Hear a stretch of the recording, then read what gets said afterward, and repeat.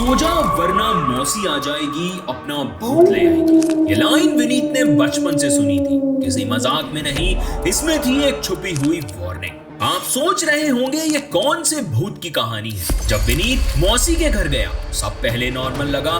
खाने की खुशबू, पुराने फोटो फ्रेम्स, मौसी का हाथ माथे पे फेरना और कहना अपना ही घर समझ बेटा। पर शाम होते ही घर बदल गया। एक पुराना बक्सा जो सबसे अलग था, उस पर धूल नहीं पर एक अजीब सी चमक रुकी हुई। विनीत ने जैसे ही उसे छुआ, विनीत का दिल धड़क गया। एक सवाल जो उसकी जुबान पे आ गया, इसके अंदर क्या है। और फिर विनीत ने हॉल से एक आवाज सुनी तो मौसी बक्से के सामने बैठी। कौन था उस बक्से में? सारे जवाब छुपे हैं इसी कहानी में। बेटा, किसी को कुछ मत बता। नमस्कार दोस्तों, आप सुन रहे हैं the horror show by Karnik. आज की कहानी में आपका स्वागत है। आज की कहानी एक ऐसे डर के बारे में है जो बचपन से लेकर बड़े होने तक इंसान के अंदर ही रह जाता है। एक कहानी जो शुरू होती है एक माँ के लफ्जों से, सो जा बेटा वरना मौसी आ जाएगी, और फिर ले जाती है हमें एक ऐसे घर में जहां सिर्फ दीवारें नहीं बल्कि एक बक्सा भी सांस लेता है। तो बिना किसी देरी के आज का एपिसोड शुरू करते हैं। लेकिन उससे पहले अगर आपको हमारी कहानियां पसंद आई तो आप हमें इंस्टाग्राम पे फॉलो करें और अपने दोस्तों के साथ हमारी कहानियों को शेयर करना ना भूलें। और अगर आपके साथ भी कभी कोई अजीब, डरावना या अनोखा इंसिडेंट हुआ है तो हमें इंस्टा पे डीएम या ईमेल पर अपनी कहानी लिखकर जरूर भेजें। हो सकता है अगली दास्तान वही हो जो आपने हमें खुद भेजी हो। आप अपना फीडबैक भी हमें भेज सकते हैं। तो आइए शुरू करते हैं आज का एपिसोड। सो जा वरना मौसी आ जाएगी, अपना भूत ले आएगी। ये लफ्ज विनीत ने बचपन में माँ के मुंह से 1000 बार सुने थे। घर की रातों का हिस्सा बन गए थे ये लफ्ज। जैसे ही विनीत जिद करता, रोटी खाने से इनकार करता या रात को सोने में नौटंकी करता, तो माँ बस ये 2 लाइन बोल देती और बस विनीत तुरंत चुप हो जाता। उसके लिए मौसी और भूत एक तस्वीर बन चुके थे। एक ऐसी औरत जिसके साथ हमेशा कोई अंधेरा साया घूमता है। विनीत की सोच अब भी बाकी बच्चों से अलग थी। दोस्तों को लगता ये मजाक है, पर उसके लिए ये एक असली खौफ था। कंबल के अंदर दुबककर वो अक्सर सोचता, अगर मौसी सच में आ गई तो, और अगर उनके भूत ने मेरा हाथ पकड़ लिया तो। विनीत ने मौसी को कभी प्रॉपरली देखा भी नहीं था। शादी ब्याह में दूर से 1-2 बार बस झलक सी मिली थी। लेकिन माँ की बातों ने उसके दिमाग में मौसी की एक ऐसी तस्वीर डाल दी थी जो सपनों में तक उसका पीछा नहीं छोड़ रही थी। घर के कोने में रात को जब हवा से दरवाजा हिल जाता तो विनीत को लगता कि मौसी आ गई है। छत से आवाज आती तो लगता उसका भूत चल रहा है। कभी कभी तो वो अपनी सांस तक रोक लेता, जैसे उसकी जरा सी हरकत से मौसी दरवाजे के अंदर आ जाएगी। समय के साथ विनीत बड़ा हो गया, पर मौसी का डर उसके साथ बड़ा होता गया। स्कूल, दोस्ती, खेलकूद, सबके बीच भी उसके दिमाग का एक छोटा सा कोना हमेशा उस नाम से जुड़ा रहा। एक ऐसा डर जो बाहर की दुनिया को समझ नहीं आया। और फिर वो दिन आ गया जो उसने कभी सोचा भी नहीं था। छुट्टियों का टाइम था, पापा अपने काम में बिजी थे और मम्मी को कुछ जरूरी काम निकल आया। उन्होंने डिसाइड किया कि विनीत 1 हफ्ते के लिए मौसी के घर रहेगा। मम्मी ने जैसे ही ये बात विनीत को कही, उसके पैर थरथराने लगे। उसके दिल में एक सवाल बार बार घूम रहा था, मैं मौसी के घर, वही मौसी जो भूत ले आती है। उसने अपनी मम्मी को रोकर जिद करके समझाने की कोशिश की, लेकिन मम्मी ने उसकी एक ना सुनी। बस उसका सर थपथपाते हुए कहा, बेटा हम तुझे बचपन में डराने के लिए बोलते थे, ऐसी कोई बात नहीं है, तू जा, मौसी तुझे बहुत प्यार करती है। पर बचपन के बिठाए हुए डर इतनी आसानी से बाहर नहीं निकलते। जब विनीत ने शहर के उस हिस्से में कदम रखा जहां मौसी का घर था, तो पहले ही पल उसके दिल में एक अजीब सी घबराहट होने लगी। ये घर बाकी मकानों जैसा बिल्कुल नहीं लगता था। पुरानी कोठी थी, ऊंची छत, मोटी दीवारें और एक बड़ा सा आंगन जो दिन में धूप से चमक जाता, लेकिन शाम होते ही एकदम से अंधेरा उसे निगल लेता।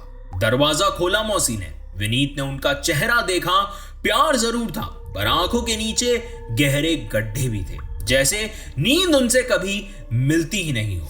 मुस्कान थी, लेकिन उस मुस्कान में एक थोड़ी थकान भी थी। उन्होंने विनीत का माथा चूमा और कहा, चलो बेटा अंदर आओ, अपना घर ही समझो।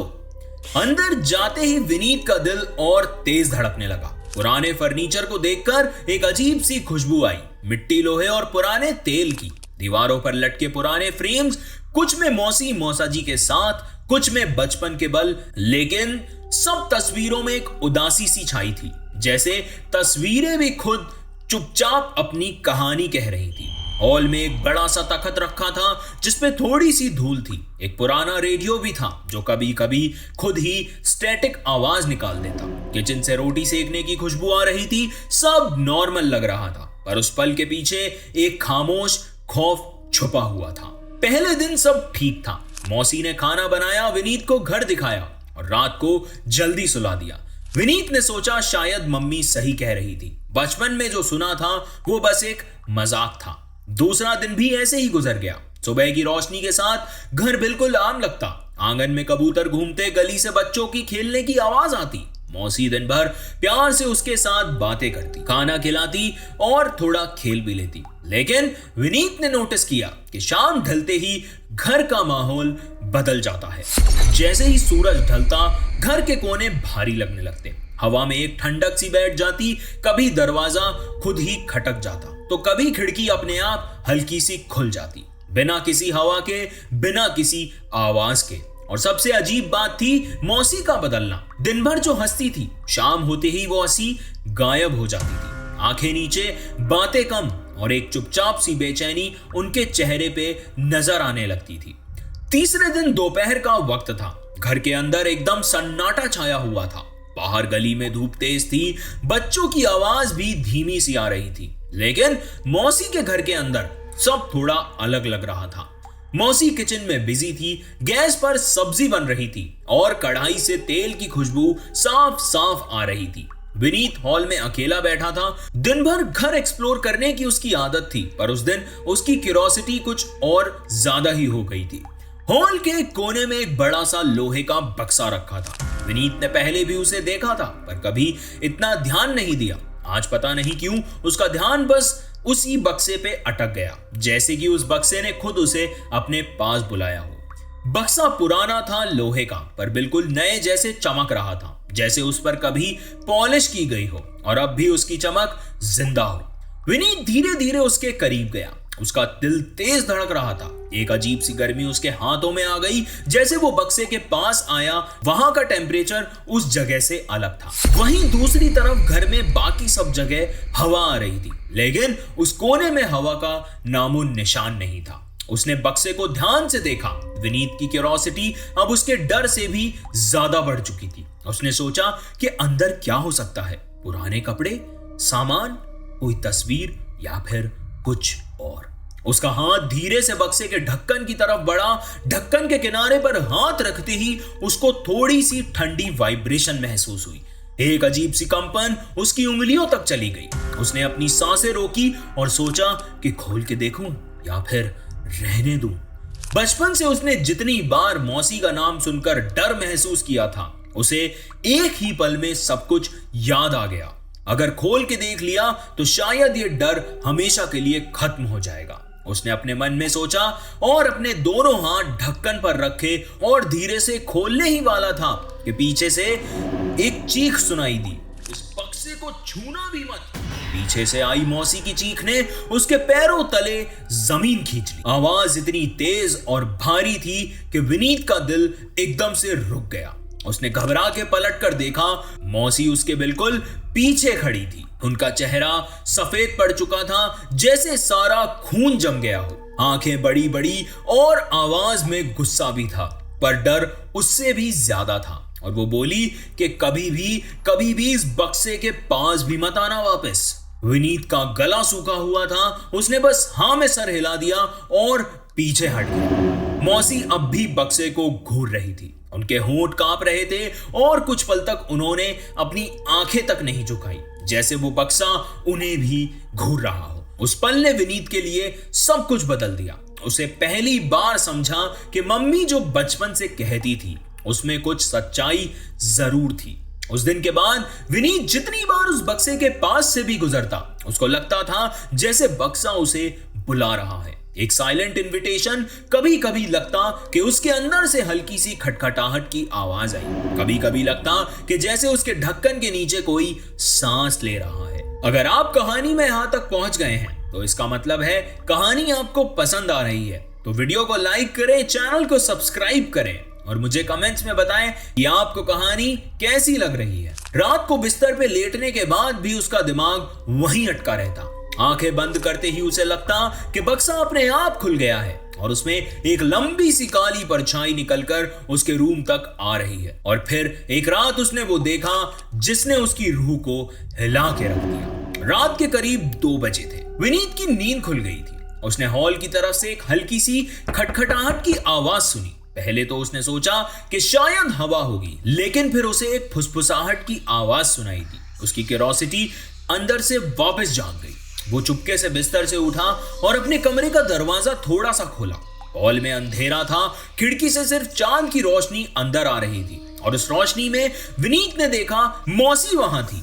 वो उस बक्से के सामने बैठी थी जो दिन में उसने खोलने से मना किया था और बक्सा अब खुला हुआ था, ढक्कन पूरा पीछे गिरा हुआ और अंदर से एक गहरा अंधेरा बाहर निकल रहा था। ऐसा अंधेरा जो बस दीवार तक रुक जाता था, जैसे जिंदा हो। मौसी धीरे धीरे उस अंधेरे से बात कर रही थी। कभी उनके चेहरे पर मुस्कान आ जाती जैसे वो अपने आप से बात कर रही हो, कभी उनकी आंखों में आंसू भर आते जैसे वो अपना दर्द उसे सुना रही हो, और कभी वो गुस्से में आवाज तेज कर देती जैसे किसी से झगड़ा कर रही हो। लेकिन सबसे डरावनी बात यह थी कि विनीत को आवाज सिर्फ मौसी की नहीं सुनाई दे रही थी, बीच बीच में एक और आवाज उसे सुनाई दे रही थी, भारी और खुरदुरी, जैसे कोई आदमी या कोई और चीज उस बक्से के अंदर हो और मौसी उसी से बात कर रही हो।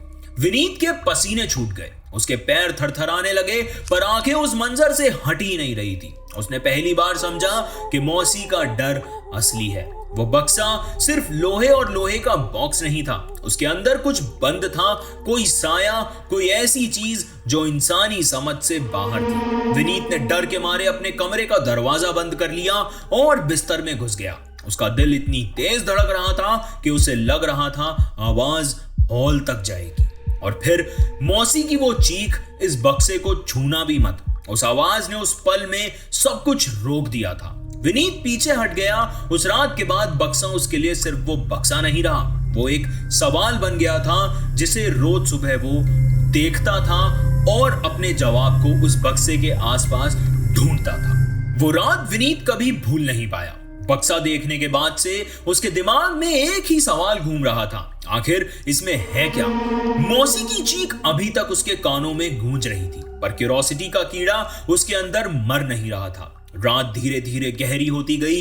हॉल में अंधेरा था और घर में एक ऐसी खामोशी अटकी हुई थी जो आम रातों से बहुत अलग थी। विनीत ने कंबल खुद पर डाल रखा था, लेकिन आंखें बंद करने पर भी बक्से की तस्वीर उसके सामने आ रही थी। उसके पैर बार बार हिल रहे थे जैसे वो अपनी घबराहट को छुपाना चाहता हो। लगभग आधी रात हो चुकी थी। विनीत ने सोचा शायद नींद आ जाएगी, तभी उसने सुना एक पतली सी खर खर की आवाज, जैसे कोई छोटा सा खिलौना फ्लोर पे घिस रहा हो। लेकिन आवाज रुक रुक कर नहीं, बराबर एक ही लय में आ रही थी। उसने अपना दरवाजा हल्का सा खोला और वापस बाहर झांका। हॉल में अंधेरा घना था, लेकिन चांद की रोशनी खिड़की से अंदर आकर एक कोने में गिरी हुई थी और उस कोने में बक्सा रखा था। और उसने फिर से वही सब देखा। पहली नजर में सब नॉर्मल लग रहा था, धड़कन बढ़ी हुई थी, लेकिन विनीत ने देखा उसके चारों तरफ जमीन पर एक गोल सा निशान बना हुआ, जैसे फ्लोरिंग में किसी ने उंगली से एक गोला बनाया हो और वो सर्किल थोड़ा चमक रहा था। विनीत का दिल और तेजी से धड़कने लगा। उसने अपनी आंखों से उसको जोर से घूर कर देखा। उस चमक से हल्की सी लाल रोशनी निकल रही थी, बहुत फेंट, जैसे बक्से के नीचे से आ रही हो। उसने अपनी सांसों को रोका और देखा बक्सा अपने आप हल्का सा आगे की तरफ हिल गया। और फिर एक आवाज, ये आवाज पहले से बहुत अलग थी। ना वो खुरदुरी थी जो उसने मौसी के साथ सुनी थी, ना वो नॉर्मल इंसान की थी। ये आवाज बिल्कुल हल्की थी, जैसे कोई बच्चा हंस रहा हो, धीरे धीरे, बराबर, एकदम सीधी हंसी। बस एक गहरी खामोशी, फिर बक्सा बिल्कुल स्टैटिक। मौसी ने अपना हाथ बक्से के ढक्कन पे रखा और जैसे कोई वादा कर रही हो, बस फुसफुसा कर बोली, बस चुप हो जा, बस बस अब चुप हो जा। विनीत इतना घबरा गया कि उसने अपने कमरे का दरवाजा तुरंत बंद कर दिया। उसकी सांस इतनी तेज चल रही थी कि उसे लग रहा था कि मौसी सुन लेगी। रात भर वो बिस्तर में पड़ा रहा, उसका दिमाग वही रिपीट कर रहा था, वो लाल रोशनी, वो बच्चे की हंसी और वो मौसी का अजीब रूप। सुबह हुई, धूप आई और घर फिर से आम लगने लगा। लेकिन विनीत के लिए अब कोई दिन आम था ही नहीं, क्योंकि उसने समझ लिया था कि यह बक्सा सिर्फ एक बॉक्स नहीं है, इसके अंदर सिर्फ एक आवाज नहीं, कुछ और भी है। कुछ आता है जो कभी छाया बनकर दिखने लगता है। और उस रात के बाद ही विनीत को लगने लगा कि घर की हवा अब सच में बदल गई है। उस रात के बाद विनीत के लिए मौसी का घर एकदम अलग हो गया था। पहले डर बस एक इमेजिनेशन तक था, एक बचपन की परछाई जो मम्मी की बातों से बनी थी, पर अब डर उसकी आंखों के सामने खड़ा था। लेकिन विनीत के लिए अब दिन भी वैसे नहीं थे। उसे घर के हर कोने में एक अजीब सा भारीपन महसूस होने लगा। उसने महसूस किया कि घर की हवा अब बदल गई है। दिन के वक्त भी उसे लगता जैसे सांस लेना मुश्किल हो रहा है, जैसे हवा के अंदर कोई बोझ रुका हुआ है। उसके सिर में अक्सर दर्द रहता और आंखें भारी लगती। कभी कभी बिना वजह के उसके कान से एक हल्की सी गूंज उठती, जैसे कोई दूर से उसका नाम ले रहा हो। सबसे अजीब चीज थी वो फीलिंग कि कोई उसके साथ साथ चल रहा है। रात को तो अलग थी, पर दिन के वक्त भी उसको लगता जैसे उसके पीछे कोई नजर रखे है। कभी हॉल के एक कोने में खड़ा होकर उसको देख रहा है, तो कभी उसके कमरे के दरवाजे के बाहर से कोई उसे झांक रहा है। विनीत पलट कर देखता तो वहां कोई नहीं दिखाई देता, लेकिन वो एहसास उसके मन से जा ही नहीं रहा था। रात में तो डर और गहरा हो जाता। उसके कमरे में जो पुराना लैंप था अब वो ज्यादा ही गड़बड़ करने लगा था। रोज रात एक ही टाइम पर बल्ब फ्लिकर करता, कभी कभी तो लाइट पूरी बंद हो जाती, कुछ सेकंड के बाद अपने आप ऑन होती। विनीत को लगता जैसे कोई उसके स्विच के साथ खेल रहा है। और फिर वो आवाज बक्से से आती, वो हल्की सी खटखट की आवाज, रात के 2-3 बजे, कभी 4 बजे, जैसे कोई अंदर से ढक्कन को हिला रहा हो, अंदर से ढक्कन पे अपना हाथ मार रहा हो। एक बार विनीत ने सपने में देखा कि बक्सा अपने आप खुल गया है और उसमें एक लंबी सी काली परछाई उसके कमरे तक आ गई है। उसने आंख खोली तो पसीने पसीने में था और उसे लगा कि जैसे वो परछाई अब भी उसके बिस्तर के पास खड़ी है। उसने खुद को समझाया कि ये सब दिमाग का खेल है, लेकिन हर बार जब खिड़की से हवा चलती और पर्दे खुद ब खुद हिलते तो उसका दिमाग वही सीन रिपीट करने लगता। मौसी का चेहरा अब बदलना शुरू हो गया था। पहले वो दिन भर बातें करती थी, मुस्कुराती थी, लेकिन अब अक्सर चुप रहती। कभी कभी बिना वजह के चिल्लाती, पर कभी बिना वजह रोने लगती। एक बार विनीत ने देखा कि मौसी एक हॉल के कोने में बैठी थी, दोनों हाथ जोड़ के, और कुछ अजीब लफ्ज बड़बड़ा रही थी। आवाज इतनी धीमी थी कि उसे कुछ समझ नहीं आ रहा था। दिन भर का नॉर्मल रूटीन अब रिचुअल्स में बदलने लगा था। विनीत ने नोटिस किया कि मौसी रात होने से पहले एक छोटी सी चौक से जमीन पे कुछ बनाने लगती, जैसे कोई निशान या फिर कोई रंगोली, न जाने वो क्या था। कभी बक्से के पास एक लाल धागा बांध देती, तो कभी एक लोहे की कील ढक्कन के नीचे घुसा देती। एक बार उसने देखा कि मौसी ने एक छोटा सा दिया जलाया और बक्से के पास रखा, फिर सीधे अपने कमरे में चली गई। ये सब क्या है? विनीत के दिमाग में बार बार यही घूम रहा था, लेकिन उसने कभी हिम्मत करके पूछा नहीं, क्योंकि मौसी के चेहरे पे वो पीला रंग और आंखों का लालपन अब उसको डराने लगा था। एक दोपहर जब घर बिल्कुल खामोश था, विनीत हॉल में अकेला बैठा था, तभी उसने देखा कि बक्सा अपने आप हल्का सा हिल गया। उसके पैर जम गए। उसने सोचा शायद हवा होगी, लेकिन खिड़कियां बंद थी, आंगन में भी कोई नहीं था। और उसी वक्त मौसी पीछे से आ गई। उनका चेहरा पीला पड़ चुका था, आंखें लाल और ज्यादा भारी थी। उन्होंने सिर्फ इतना कहा, बेटा इसके पास मत जाना, ये बक्सा कोई आम बक्सा नहीं है, अगर ये खुल गया तो सब कुछ खत्म हो जाएगा। उसके बाद से घर में और भी अजीब चीजें होने लगी। कभी किचन में रखे बर्तन अपने आप गिर जाते, कभी विनीत ने सुना कि रात के समय घर की छत पे कोई चल रहा है, कभी उसके कमरे में रखा पानी का लोटा खुद ब खुद हिल जाता। विनीत का डर अब सपने और हकीकत में फर्क ही नहीं कर पा रहा था। एक रात उसने क्लियरली सुना कि उसके बिस्तर के पास कोई हल्की सी सांसें ले रहा था। उसने आंखें खोलने की हिम्मत नहीं की, सिर्फ कंबल और जोर से ओढ़ लिया, लेकिन कंबल के नीचे भी वो ठंडी सांसें महसूस कर पा रहा था। मौसी दिन के वक्त और ज्यादा चुप रहने लगी थी। एक दिन विनीत ने देखा कि उनके होंठ हिल रहे थे पर आवाज नहीं निकल रही थी, जैसे वो खुद से या किसी और से चुपके चुपके बात कर रही हो। कभी उनकी आंखों में एक अजीब सी चमक आ जाती तो कभी वो सीधे बक्से को घूरने लगती। अब विनीत के लिए मौसी का घर एक कैद खाना बन चुका था। उसे लगता था कि वहां सिर्फ दो ही चीजें हैं, मौसी और वो उनका डरावना बक्सा, और दोनों के बीच एक ऐसा राज छुपा है जो किसी और को समझ नहीं आने वाला। उसको समझ आ गया था कि उस बक्से के अंदर जो भी है, उसने सिर्फ मौसी को नहीं पूरे घर को अपने कब्जे में ले रखा है। विनीत दिन गिन रहा था कब उसे घर लौटना है, लेकिन हर रात उसके लिए एक नया इम्तिहान बनती जा रही थी।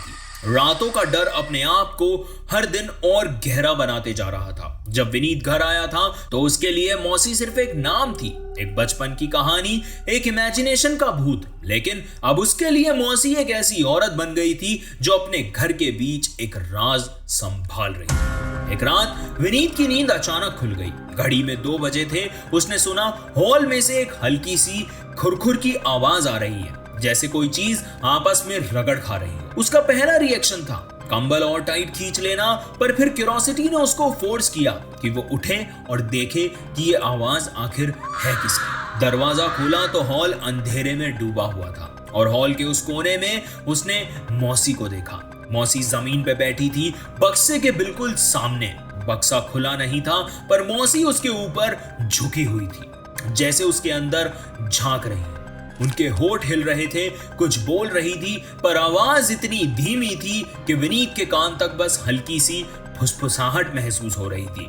वो किससे बात कर रही थी, वो क्या बात कर रही थी, उसे कुछ भी समझ नहीं आ रहा था। विनीत इतना डरे हुए भी क्यूरियस था कि उसने अपनी सांस तक रोक ली। उसने देखा कि मौसी अपना माथा बक्से पे झुका रही है, कभी उसके ढक्कन को हाथ से दबा रही है और बीच बीच में उनके होठ एकदम से हिल जाते। विनीत का दिल जोर से धड़क रहा था। उसने पहली बार महसूस किया कि मौसी का डर उसके अंदर बस गया है। अगली सुबह मौसी ने उसे नॉर्मल बिहेव किया, जैसे रात में कुछ हुआ ही ना हो। खाना बनाया, प्यार से खिलाया, कुछ बातें भी की। उसने नोटिस किया कि मौसी रोज शाम होते ही वही सब चीजें अब रिपीट करने लगी थी। शाम होते ही एक छोटी सी थाली में दिया जलाती और बक्से के पास रख देती। कभी एक लोहे की छोटी कील ढक्कन के नीचे अटका देती, कभी एक लाल धागा उसके चारों तरफ बांध देती। विनीत समझ नहीं पाया कि ये सब क्या हो रहा है। क्या ये बक्सा एक अंधविश्वास है या फिर उसके अंदर कोई जिन कैद है। दिन गुजर रहे थे। हर एक दिन के साथ मौसी की हालत बिगड़ती जा रही थी। उनकी आंखों के नीचे गहरापन, आवाज में थकान और कभी बिना वजह चिल्लाने लगी थी। कभी कभी तो विनीत को लगता कि बस वो होठ हिलाती है और उनके होठों से आवाज नहीं आती। विनीत भी अब अलग नहीं था। उसकी नींद चली गई थी। रात को अक्सर उसे लगता कि कोई उसके बिस्तर के पास खड़ा है। कभी खिड़की के पर्दे हल्के से हिलते तो उसका दिल उठ के गले तक आ जाता। एक दिन तो उसने सपने में देखा कि बक्सा खुल गया है और उसमें से बस सिर्फ एक हाथ बाहर है, बस हाथ और कुछ भी नहीं। उसकी आंख खोली तो उसको लगा कि वो हाथ अब भी उसके बिस्तर के पास है। उसने खुद को समझाने की बहुत कोशिश की, लेकिन जैसे ही वो हॉल में जाता तो वापस उसे लगता कि वो बक्सा उसे घूर रहा है। फिर वो आखिरी रात आई जो विनीत के लिए सबसे भारी रात बन गई। उस रात हवा ज्यादा तेज थी, खिड़की के पर्दे जोर से हिल रहे थे। विनीत ने अपना कंबल और जोर से ओढ़ लिया, पर नींद उसे आ ही नहीं रही थी। रात के 3 बजे उसने सुना एक जोर की ठक ठक की आवाज। वो आवाज सीधा हॉल से आ रही थी। विनीत उठा और हॉल की तरफ जाने लगा। हॉल में उसने जो देखा वो देखकर उसकी रूह कांप गई। मौसी जमीन पर बैठी थी, बक्सा उनके सामने, लेकिन इस बार ढक्कन थोड़ा खुला हुआ था, सिर्फ 1 इंच, पर उस 1 इंच के अंदर से अंधेरा बाहर आ रहा था। अंधेरा बोलने की बात नहीं थी, बस एक भारी सी हवा, एक गुनगुनाहट, जैसे कोई आदमी अंदर से अपना हाथ हिला रहा हो और बाहर आने की कोशिश कर रहा हो। मौसी दोनों हाथों से ढक्कन दबा रही थी, उनके चेहरे पे पसीने होंठ कांप रहे थे और वो बार बार कह रही थी, चुप हो जा, चुप हो जा। विनीत की रूह कांप गई। उसने पहली बार देखा कि मौसी का डर इतना गहरा है कि वो अपनी जान की परवाह किए बिना उस बक्से को दबाए बैठी है। कुछ सेकंड्स के लिए लगा कि ढक्कन खुल जाएगा, एक जोर का झटका हुआ और बक्सा हिल गया। विनीत के मुंह से खुद ब खुद निकल गया, मौसी। मौसी ने पलटकर उसकी तरफ देखा, उनकी आंखों में आंसू भर गए और उन्होंने एक आवाज में बस इतना कहा, बेटा दूर रह, तू अपने कमरे में जा। सुबह होने तक बक्सा फिर से शांत हो गया। मौसी ने ताला लटका दिया और हॉल से उठकर अपने कमरे में चली गई। विनीत कॉर्नर में खड़ा रहा, उसकी आंखों के सामने वो पूरी रात चल रही थी। उसने समझ लिया जो भी इस बक्से के अंदर है वो मौसी का नहीं, पूरे घर का बोझ है। विनीत के लिए अब यह हॉरर किसी भूत प्रेत का नहीं था, यह हॉरर एक औरत की जिंदगी थी, उसका बोझ, उसकी मजबूरी, उसका खौफ। उसने पहली बार अपने बचपन के डर को सच के रूप में देखा और समझ गया कि जब माँ कहती थी सो जा वरना मौसी आ जाएगी, तो वो बस एक कहानी नहीं थी, उस कहानी के पीछे एक असली सच छुपा था, एक ऐसा सच था जिसे कोई समझ नहीं सकता था। मौसी ने उसे कोई एक्सप्लेनेशन नहीं दिया उस रात का, बस इतना बोला कि बेटा अपनी मम्मी को कुछ मत बोलना, यहाँ जो तूने देखा, जो तूने महसूस किया, यहीं पर छोड़ देना उसे। विनीत चुप था, उसके दिल में 1000 सवाल उठ रहे थे। अंदर क्या है, मौसी उसे क्यों संभाल रही है, अगर खुल गया तो क्या होगा। लेकिन मौसी की आंखों में जो थकान थी, जो डर था, उसने विनीत को बिल्कुल चुप कर दिया था। उसने बस हाँ में सर हिला दिया। वहां वो उसका आखिरी दिन था। विनीत सुबह से अपना सामान पैक कर रहा था, उसका दिल अभी भी थोड़ा बेचैन था, पर एक रिलीफ भी था कि अब यह कैद खत्म हो जाएगी। मौसी ने फिर से उसे कहा, बेटा ध्यान रखना और जो यहाँ देखा है उसे यहीं छोड़ देना। उनकी आवाज में प्यार तो था, पर उसके पीछे एक खौफ भी था, जैसे वो चाहती हो कि विनीत इस राज से दूर हो जाए। विनीत जब घर से निकला तो उसने एक पल के लिए पीछे मुड़कर देखा। दरवाजे के पीछे वही हॉल था, वही बक्सा और वही सन्नाटा। बस उसने दिल में सोचा, मैं दोबारा यहाँ कभी नहीं आऊंगा। घर लौटकर विनीत चुपचाप हो गया। माँ ने उसके चेहरे से सब समझ लिया, उसकी आंखों के नीचे गहरे दाग, उसका चुप रहना और आंखों का वो बोझ जो सिर्फ एक डरा हुआ इंसान समझ सकता है। माँ ने उससे प्यार से पूछा, बेटा ठीक था ना मौसी के यहाँ सब? विनीत ने पहले तो कुछ नहीं कहा, लेकिन माँ का प्यार उसके अंदर की झिझक को तोड़ गया। उसने सब कुछ कह दिया। वो बक्सा, मौसी का उससे चीख कर रोकना, रात को बक्से से आवाज आना, मौसी का उसके सामने पूरी रात जगकर ढक्कन दबाए रहना, हर एक चीज बिना कुछ छुपाए। माँ चुप हो गई। उनकी आंखों में एक अजीब सी घबराहट थी। जब उन्हें पहले से सब पता था, पर अब उनका सच उनके बेटे की जुबान से सुनकर उनका दिल हिल गया। कुछ देर बाद माँ ने धीरे से कहा, विनीत तुझे एक बात बतानी है, ये सुनना तेरे लिए आसान नहीं होगा। तेरी मौसी की शादी एक ऐसे घर में हुई थी जो पुराने रिवाजों को मानता था। वहां की दादी को मंत्र तंत्र आता था। शादी के कुछ दिनों बाद उसने तेरी मौसी को एक बक्सा दिया और कहा कि अब इसका ख्याल तुम्हें रखना है। जब तक तुम इसे बंद रखोगी तुम्हारा परिवार बचा रहेगा। विनीत का दिल धड़क गया। मतलब इसमें क्या है माँ? माँ की आंखें नम थी। बेटा ये सच हमें कभी पूरा नहीं जाना, बस इतना पता था कि तेरी मौसी के पति की फैमिली में कुछ ऐसा था कि जिसे रोकना जरूरी था। दादी कहती थी कि अगर बक्सा खुल गया तो ना घर बचेगा ना परिवार। तब से मौसी उसे अपने साथ लेकर चल रही है। उसे अपनी पूरी जिंदगी उस बक्से को संभालते संभालते गुजार दी। विनीत की रूह कांप गई। उसने कहा, और जो हमने बचपन में सुना था, सो जाओ वरना मौसी आ जाएगी, अपना भूत ले आएगी, क्या वो सच था? माँ ने एक थोड़ी सी मुस्कान दी जो आंसुओं के साथ मिक्स हो गई। वो बोली, वो कहानी हमने बनाई थी बेटा, ताकि तू कभी उस बक्से के करीब ना जाए। हमने तुझे डराने के लिए बोला था, पर डर के पीछे सच था। हम ये नहीं चाहते थे कि तू उस बोझ का हिस्सा बन जाए, पर मुझे ये नहीं पता था कि ये इतना डरावना है। मुझे माफ कर दे बेटा, मैंने तुझे वहां भेजा और तुझे ये सब देखना पड़ा। विनीत चुप हो गया। उसके दिमाग में मौसी का सफेद चेहरा घूम रहा था, उनकी आंखों का वो बोझ और वो बक्सा जो अब भी मौसी के घर में पड़ा हुआ था। उस रात घर में लेटे हुए विनीत के दिमाग में एक ही सवाल घूम रहा था, अगर एक दिन वो बक्सा खुल गया तो क्या होगा। पर विनीत जानता था जो उसने देखा है, जो महसूस किया है, वो उसे हमेशा याद रहेगा। तो दोस्तों, कहानी आपको कैसी लगी मुझे कमेंट्स में जरूर बताना। अगर आपके पास भी कोई कहानी है, कोई किस्सा है, तो आप उसे मेरे साथ जरूर शेयर करें।